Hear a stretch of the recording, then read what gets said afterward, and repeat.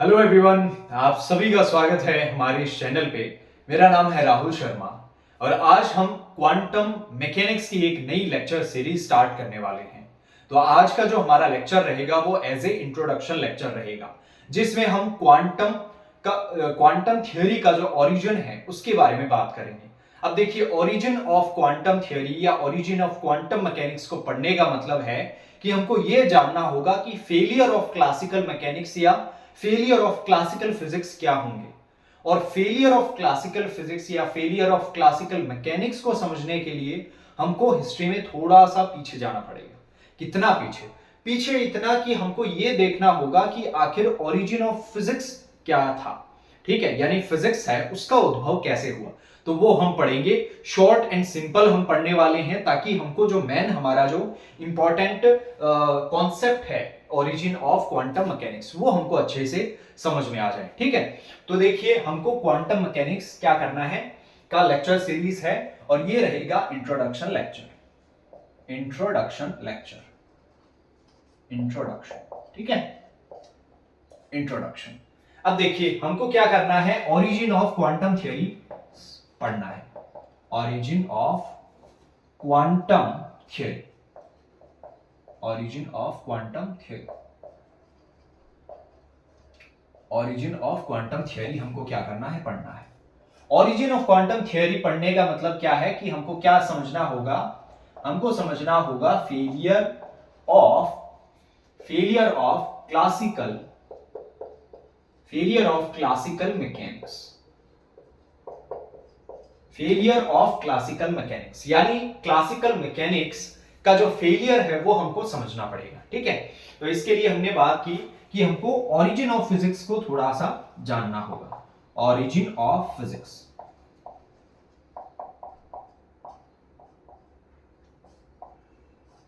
Origin of physics अगर मैं बात करूं फिजिक्स यानी भौतिक विज्ञान के उद्भव की, तो भौतिक विज्ञान का उद्भव हुआ था Greek ancient time, Greek ancient time, Greek ancient time. यानी जो फिजिक्स है उसका उद्भव माना जाता है ग्रीक सभ्यता में। ठीक है, जो ग्रीक सभ्यता थी, ग्रीक सभ्यता थी,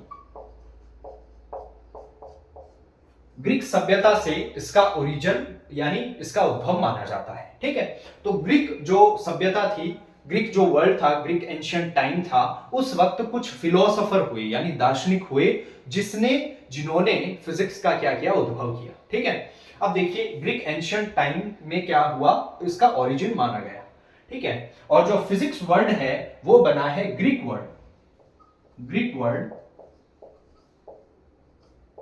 वर्ड फ्यूसिस से। जो हम फिजिक्स वर्ड पढ़ रहे हैं वो ग्रीक वर्ड फ्यूसिस से मिलकर बना है। ठीक है, इसका मतलब क्या है, इसका मतलब है नेचर। इसका मतलब क्या है, नेचर। नेचर का मतलब है यूनिवर्स से। ठीक है, यानी इस यूनिवर्स में हम जो भी फिजिकल फिनोमिना या फिजिकल इंटरेक्शन देख रहे हैं वो सारे के सारे किसमें है, नेचर में है। और उसी का मतलब क्या है, फ्यूसिस। ठीक है, जो एक क्या है, ग्रीक वर्ड है जिसको हम आज के टाइम में फिजिक्स यानी भौतिक विज्ञान के नाम से जानते हैं। ठीक है, तो इसका उद्भव हुआ ग्रीक सभ्यता से, इसका ग्रीक वर्ड फ्यूसिस से ये मिलकर बना है। अब यहां पे अगर मैं बात करूं सबसे पहले भौतिक विज्ञानी कौन थे, सबसे पहले फिजिसिस्ट कौन थे, तो वो है थेल्स। ठीक है, सबसे पहले फिजिसिस्ट की मैं बात करूं, फर्स्ट फिजिसिस्ट, फर्स्ट फिजिसिस्ट कौन थे, थेल्स। ये क्या थे, ये भी ग्रीक जो टाइम था, ग्रीक सभ्यता थी उसमें फिलोसोफर थे। ठीक है, और इन्होंने ये क्या थे, फिलोसोफर, और इन्होंने ओरिजिन ऑफ यूनिवर्स के बारे में बताया। इन्होंने एलिमेंट्स के बारे में बताया कि कुछ एलिमेंट्स हैं जिनके मदद से इस यूनिवर्स की रचना हुई है। ठीक है, थेल्स के बाद में मैं थोड़ा सा ऊपर लिख देता हूं, ठीक है, क्योंकि फिर ज्यादा नीचे हो जाएगा।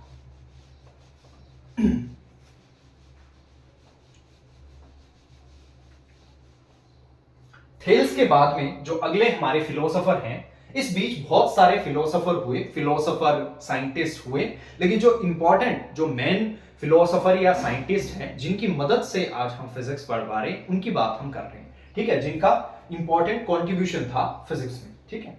दूसरे जो हमारे पास फिलोसोफर थे वो थे एरिस्टोटल। एरिस्टोटल, मैं इनको ऑलराउंडर मानता हूं। ऑलराउंडर, ऑलराउंडर क्यों? ऑलराउंडर जैसे क्रिकेट में ऑलराउंडर क्या करता है, बैटिंग भी कर लेता है, बॉलिंग भी कर लेता है और फील्डिंग भी कर लेता है अच्छी, जैसे रविंद्र जडेजा है, ठीक है। वैसे ही एरिस्टोटल जो थे वो ऑलराउंडर थे। कैसे? कोई भी ऐसा फील्ड नहीं था जिसमें इन्होंने अपना कंट्रीब्यूशन नहीं दिया, यानी साइकोलॉजी से लेकर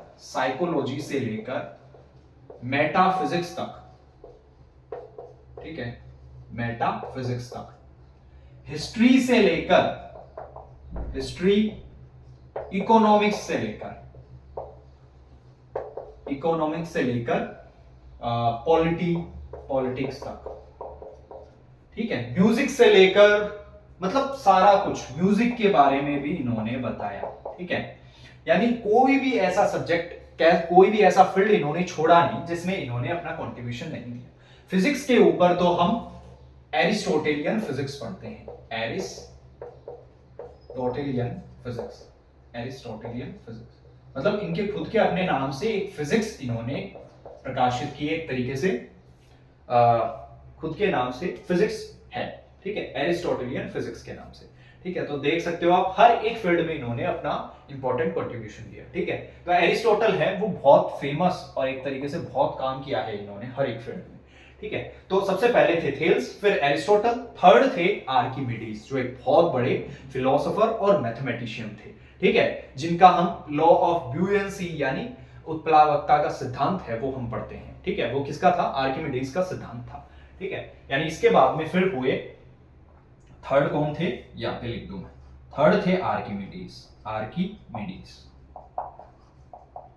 ठीक है। आर्किमिडीज का भी बहुत बड़ा कंट्रीब्यूशन रहा। मैथमेटिक्स जो कैलकुलस वाला पार्ट है उसमें भी इनका इंपॉर्टेंट कंट्रीब्यूशन था। इसके साथ साथ ग्रेविटी के बारे में भी इन्होंने बताया था, ठीक है, किन्होंने? आर्किमिडीज ने। फोर्थ थे गैलीलियो गैलीली।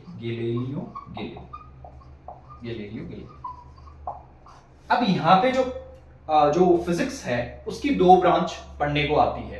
पहली जो क्लासिकल फिजिक्स थी और दूसरी जिसको हम आज मॉडर्न फिजिक्स के नाम से जानते हैं। आज जो हम पढ़ रहे हैं वो मॉडर्न फिजिक्स का इंपॉर्टेंट पार्ट है, ठीक है।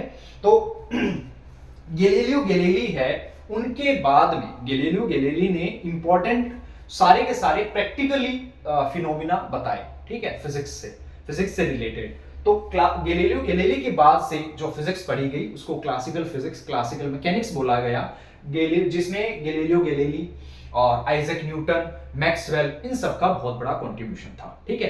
तो गैलीलियो गैलीली का भी इंपॉर्टेंट कंट्रीब्यूशन रहा। और जो हम टेलीस्कोप है उसकी इन्होंने ही क्या की थी? खोज की थी, एक तरीके से इनका ही इन्वेंट किया हुआ है। फिफ्थ हम पढ़ते हैं आइजैक न्यूटन को, और यहां पे फिर आइजैक न्यूटन ने न्यूटन्स लॉ ऑफ मोशन की रचना की, खोज की। इसके बाद में पूरा का पूरा मैकेनिक्स को ही न्यूटोनियन मैकेनिक्स के रूप में हमने पढ़ा, ठीक है, न्यूटन्स लॉ ऑफ मोशन। तो क्लासिकल मैकेनिक्स और क्लासिकल फिजिक्स के टाइम माना गया कि हर एक पार्टिकल है वो न्यूटन्स लॉ ऑफ मोशन को क्या करेगा? फॉलो करेगा। तो यहां से फिर गैलीलियो गैलीली और आइजैक न्यूटन के इंपॉर्टेंट कॉन्ट्रीब्यूशन से हम दो ब्रांच पढ़ते हैं फिजिक्स की, पहली क्लासिकल फिजिक्स और दूसरी मॉडर्न फिजिक्स। अब हम इसकी बात करेंगे क्लासिकल फिजिक्स और मॉडर्न फिजिक्स की। ये सारा कुछ पढ़ा, ठीक है, ये सारा कुछ बहुत इंपॉर्टेंट है। और ये आप देख लीजिए, आप जब बहुत रिसर्च करेंगे इस बारे में कि जो फिजिक्स है उसकी किस तरीके से ओरिजिन हुआ, उनमें ये सारी चीजें आप पढ़ेंगे, ठीक है। तो ये इंपॉर्टेंट पार्ट है, आपको पता होना चाहिए। आप फिजिक्स पढ़ रहे हो तो आपको पता होना चाहिए कि फिजिक्स का ओरिजिन है वो कैसे हुआ, ठीक है। तो आप इसका स्क्रीनशॉट ले सकते हो या फिर इसको आपने लिख लिया होगा, ठीक है। ओके, अब हम चलते हैं आइजैक न्यूटन और गैलीलियो गैलीली के कंट्रीब्यूशन से जो हम फिजिक्स की दो ब्रांचेस पढ़ते हैं उनके बारे में हम पढ़ेंगे।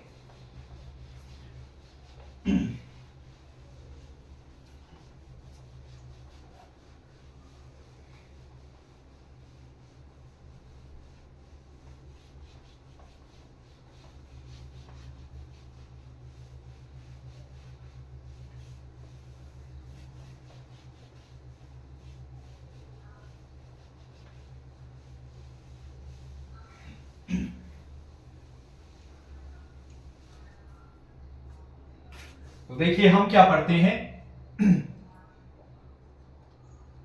देर are two branches, there are two branches.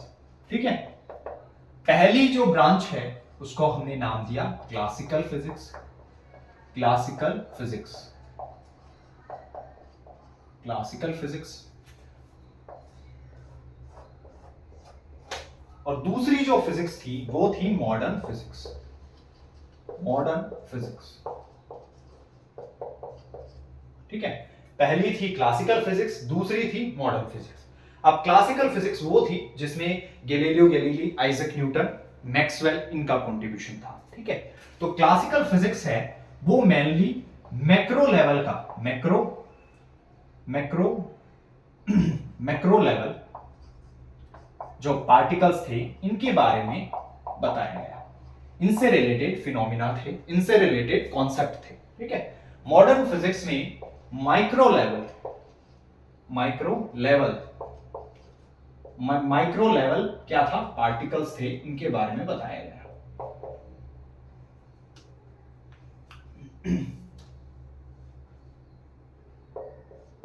Micro level particles. ठीक है, यानी मैक्रो लेवल के पार्टिकल, फॉर एग्जांपल प्लैनेट,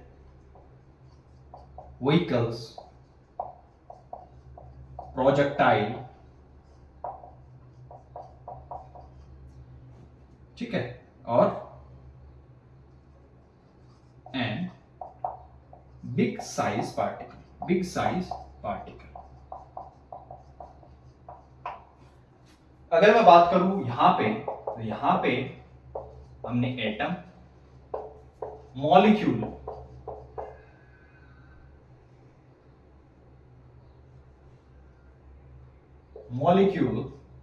और न्यूक्लियस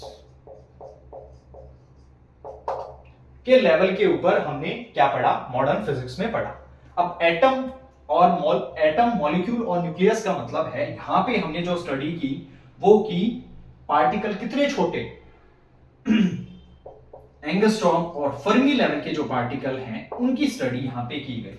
एंगस्ट्रॉम यानी 10 टू द पावर -10 मीटर, और फर्मी यानी 10 टू द पावर -15 मीटर के जो पार्टिकल्स थे उनकी स्टडी मॉडर्न फिजिक्स में की गई। ठीक है, अब देखिए जो क्लासिकल फिजिक्स थी इसमें कौन कौन से सब्जेक्ट थे, कौन कौन से फिनोमिना नहीं, सब्जेक्ट ही मैं बोलूंगा, कौन कौन से सब्जेक्ट या कौन कौन से फिनोमिना हम पढ़ते हैं। जैसे इसमें न्यूटन्स लॉ ऑफ मोशन पढ़ते हैं, न्यूटन लॉज ऑफ मोशन पढ़ते हैं, न्यूटन लॉज ऑफ मोशन पढ़ते हैं। इसमें हम मैक्सवेल इक्वेशन पढ़ते हैं। इसमें हम ग्रेविटेशन के बारे में पढ़ते हैं।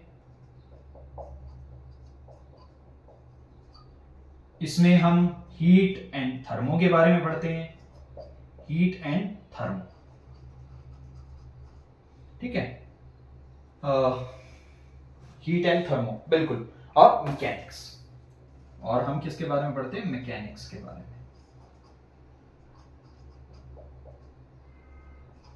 ये थोड़ा सा नीचे होने की वजह से थोड़ा सा सही नहीं लिखा गया, बट आप समझिएगा ये क्या है, मैकेनिक्स है, MECHANICS। ये है HEAT, heat and thermo, thermo या फिर थर्मोडायनामिक। ये है ग्रेविटेशन, ये है मैक्सवेल इक्वेशन, ये है न्यूटन्स लॉज ऑफ मोशन। तो ये सारे फिनोमिना और कॉन्सेप्ट या फिर सब्जेक्ट हम क्या करते हैं, क्लासिकल फिजिक्स में पढ़ते हैं। ठीक है, और मॉडर्न फिजिक्स में कौन कौन से हम पढ़ते हैं, हमने अभी बात की वो कॉन्सेप्ट या वो फिनोमिना या वो सब्जेक्ट जिसमें एंगस्ट्रॉम लेवल के पार्टिकल्स की बात करें, फर्मी लेवल के पार्टिकल्स की बात करें, तो ऐसे कौन से सब्जेक्ट या फिनोमिना आ जाएंगे, atomic and molecular physics, atomic and molecular physics, atomic and molecular physics. ठीक है, ये हम इसी में पढ़ते हैं। और nuclear and particle physics, nuclear and particle physics, particle, nuclear and particle physics. ठीक है, और nuclear and particle physics, solid state physics, solid state physics. और सबसे इंपॉर्टेंट और सबसे आप ये बोल सकते हो ये बेस है, ये मॉडर्न फिजिक्स का बेस है। कौन सा? जो हम सबसे लास्ट में लिख रहे हैं, क्वांटम क्वांटम फिजिक्स या फिर क्वांटम मैकेनिक्स। क्वांटम मैकेनिक्स ये लीजिए। तो ये सारे हम मॉडर्न फिजिक्स में पढ़ते हैं और ये सारे हम क्या पढ़ते हैं, किसमें पढ़ते हैं? ये सारे हम क्लासिकल फिजिक्स में पढ़ते हैं। अब क्लासिकल फिजिक्स से रिलेटेड है ये वाला मैकेनिक्स, ये जो मैकेनिक्स है ये हम किसमें पढ़ते हैं? क्लासिकल फिजिक्स में। और इसी का हम फिर क्या किसको पढ़ते हैं? क्लासिकल मैकेनिक्स को। ठीक है। और क्लासिकल मैकेनिक्स में हमने जैसे बताया मैक्सवेल, न्यूटन्स क्या माना गया, इसमें जो पार्टिकल्स हैं उनको, जो भी पार्टिकल्स हैं वो सारे न्यूटन्स लॉ ऑफ मोशन को फॉलो करेंगे और जो भी इलेक्ट्रोमैग्नेटिक रेडिएशन है वो मैक्सवेल इक्वेशन को फॉलो करेंगे। ठीक है। और मॉडर्न फिजिक्स है उसका जो बेस है, बेसिक है, वो क्वांटम मैकेनिक्स है। ठीक है। और क्वांटम मैकेनिक्स क्या था? बेस था। और उसके बाद में ये सारे के सारे एंगस्ट्रॉम और फर्मी लेवल के जितने भी कॉन्सेप्ट और फिनोमिना हैं उनको हम मॉडर्न फिजिक्स में पढ़ते हैं। अब हम बात करते हैं किसकी? ओरिजिन ऑफ क्वांटम मैकेनिक्स की। ठीक है, यानी इसके इंट्रोडक्शन की। अभी तक हमने फिजिक्स के ओरिजिन के बारे में जाना, फिजिक्स के ओरिजिन के बाद में हमने क्लासिकल फिजिक्स और मॉडर्न फिजिक्स के बारे में पढ़ा। अब हम क्लासिकल फिजिक्स का पार्ट क्लासिकल मैकेनिक्स और मॉडर्न फिजिक्स का पार्ट क्वांटम मैकेनिक्स, इन दोनों के बीच में कंपैरिजन या फिर डिस्ट्रीब्यूशन देखने वाले हैं। इसमें हम देखेंगे कि कैसे क्वांटम मैकेनिक्स की हमको जरूरत हुई और कैसे क्लासिकल फिजिक्स है वो क्या हो गया? फेल हो गया। ठीक है। ओके, आप इसका स्क्रीनशॉट ले सकते हैं या फिर इसको नोट डाउन कर सकते हैं। ठीक है। ओके।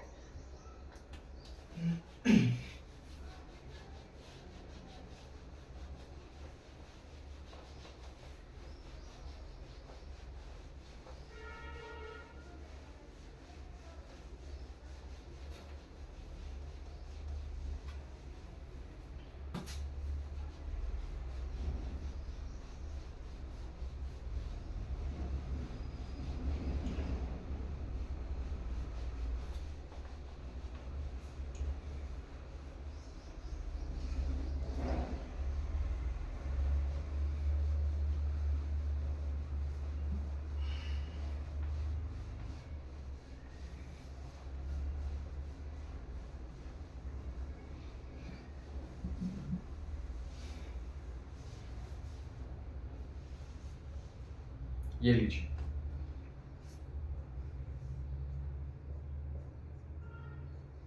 ठीक है, इधर मैं लिख दूं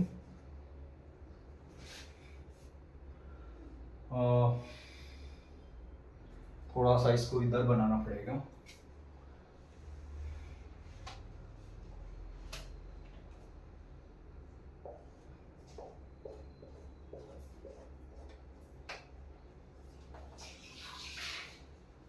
ये है क्लासिकल मैकेनिक्स, क्लासिकल मैकेनिक्स, और यहां पे क्वांटम मैकेनिक्स, क्वांटम मैकेनिक्स। ठीक है। और यहां पे हम वो फीचर लिखेंगे जिनकी मदद से हम क्या करेंगे? इनको डिस्ट्रीब्यूशन करेंगे। ठीक है।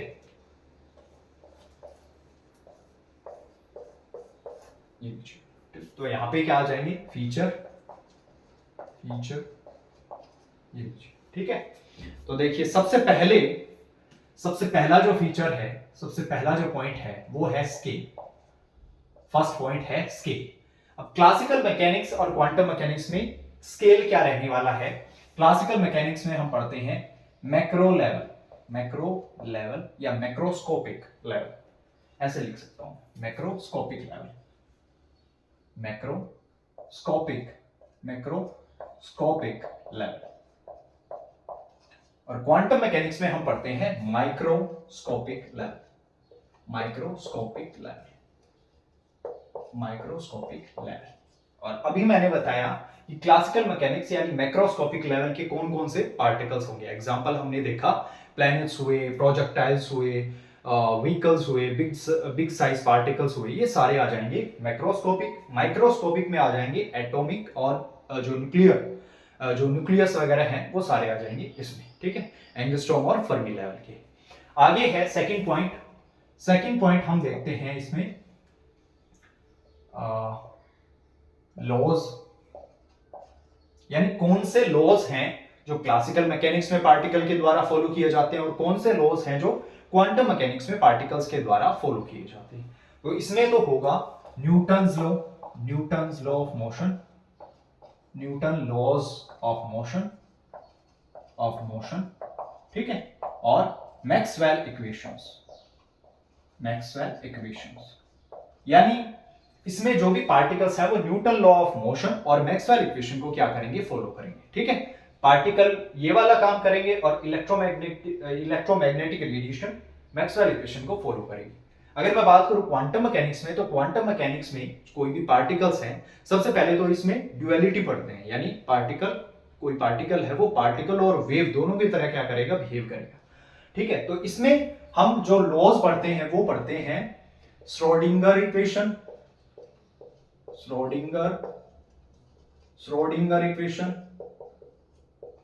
और हाइजेनबर्ग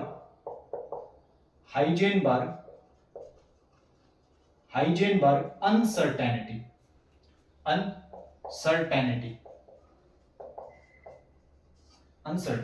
ठीक है। श्रोडिंगर इक्वेशन और हाइजेनबर्ग अनसर्टेनिटी, ठीक है।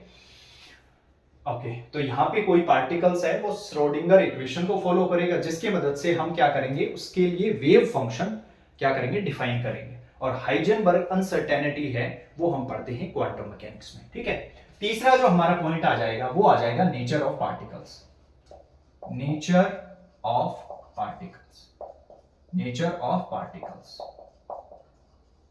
तो क्लासिकल मैकेनिक्स में कैसा नेचर होगा, क्लासिकल मैकेनिक्स में नेचर होगा पॉइंट लाइक, या हम बोल सकते हैं डिफाइनाइट। और देखिए क्लासिकल मैकेनिक्स में हमको किसी भी पार्टिकल से रिलेटेड क्या चाहिए, पोजीशन चाहिए, बस हमको क्या चाहिए, पोजीशन चाहिए।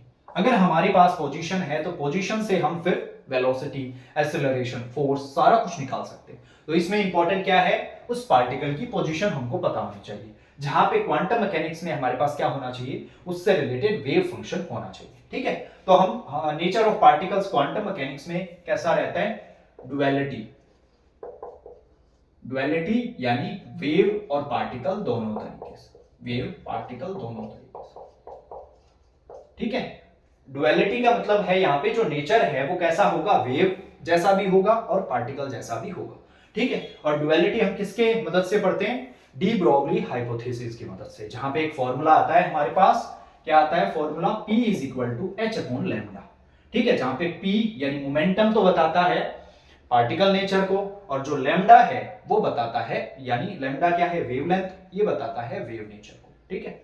ओके, जो डी ब्रोगली हाइपोथेसिस हम पढ़ेंगे तब ये फॉर्मूला अच्छे से पढ़ेंगे, ठीक है। और फोर्थ हमारे पास जो पॉइंट है वो आ जाता है स्पेस एंड टाइम।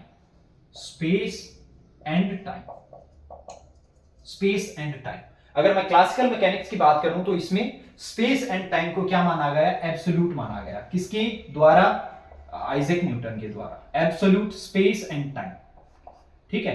क्या माना गया, एब्सोल्यूट माना गया, यानी सबके लिए समान माना गया है। लेकिन क्वांटम मैकेनिक्स में ऐसा नहीं था। क्वांटम मैकेनिक्स में बताया गया कि अलग अलग ऑब्जर्वर के लिए टाइम भी क्या होगा, अलग अलग होगा।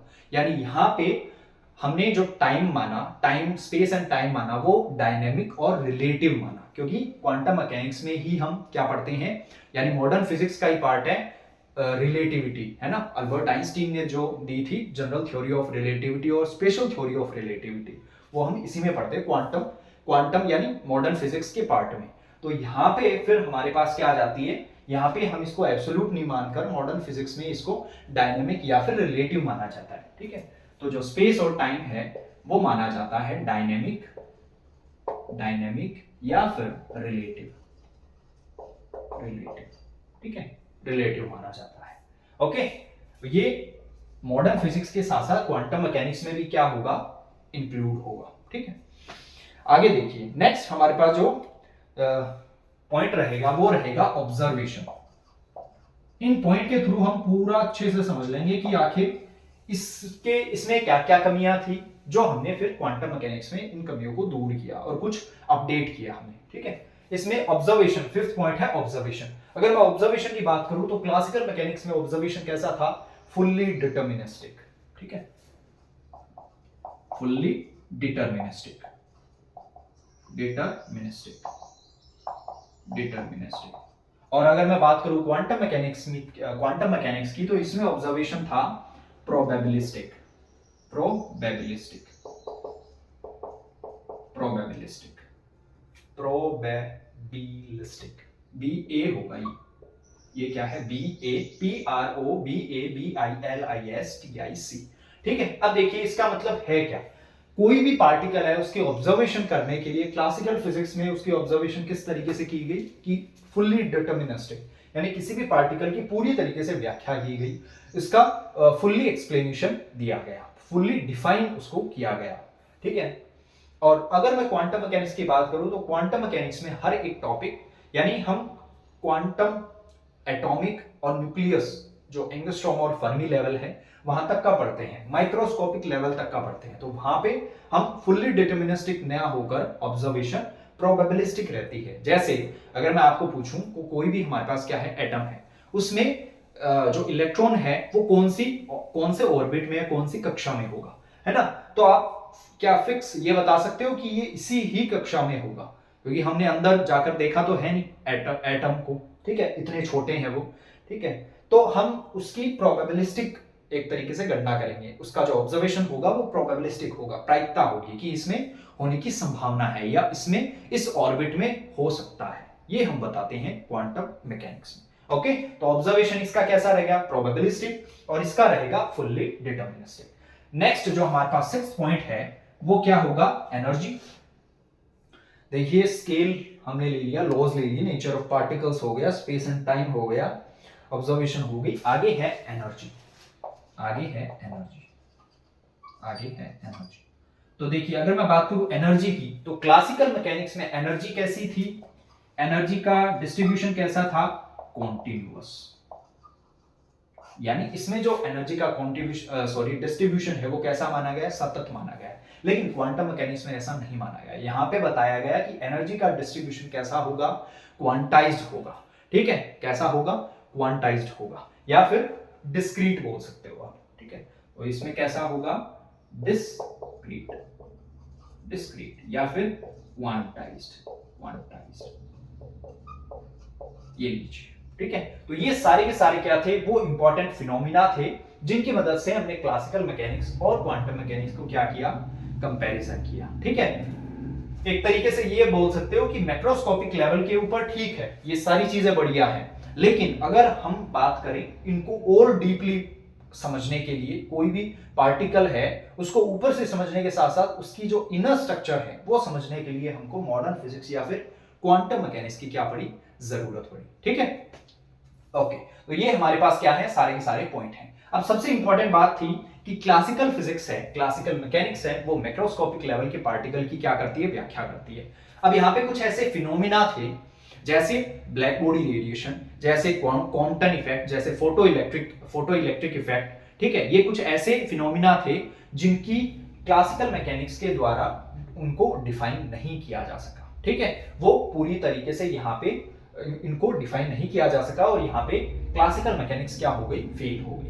इन सारे टॉपिक्स को क्वांटम मैकेनिक्स के द्वारा आसानी से प्रूव किया गया, आसानी से समझाया गया। कौन कौन से टॉपिक थे वो टॉपिक थे black body radiation, black body radiation, Compton effect, Compton effect, Compton effect, ठीक है, फोटो इलेक्ट्रिक इफेक्ट,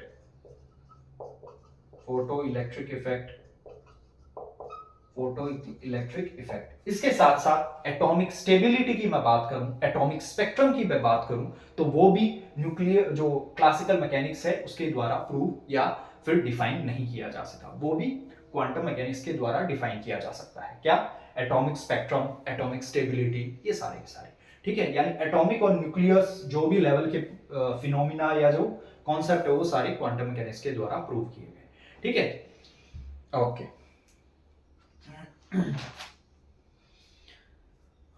तो ये था ये क्लासिकल मैकेनिक्स के फेलियर थे। एक तरीके से ये क्लासिकल मैकेनिक्स का कॉन्सेप्ट था, ये क्वांटम मैकेनिक्स का कॉन्सेप्ट था। ठीक है, किस तरीके से क्लासिकल मैकेनिक्स फेल हुई और क्यों क्वांटम मैकेनिक्स का, और क्यों और किस तरीके से क्वांटम मैकेनिक्स का उद्भव या फिर ओरिजिन हुआ, ये आज के इस लेक्चर में हमने समझा। ठीक है, बाकी अगर आपको लेक्चर पसंद आया हो तो आप इसको लाइक कीजिए, वीडियो को शेयर कीजिए और हमारे चैनल को जरूर सब्सक्राइब कीजिएगा।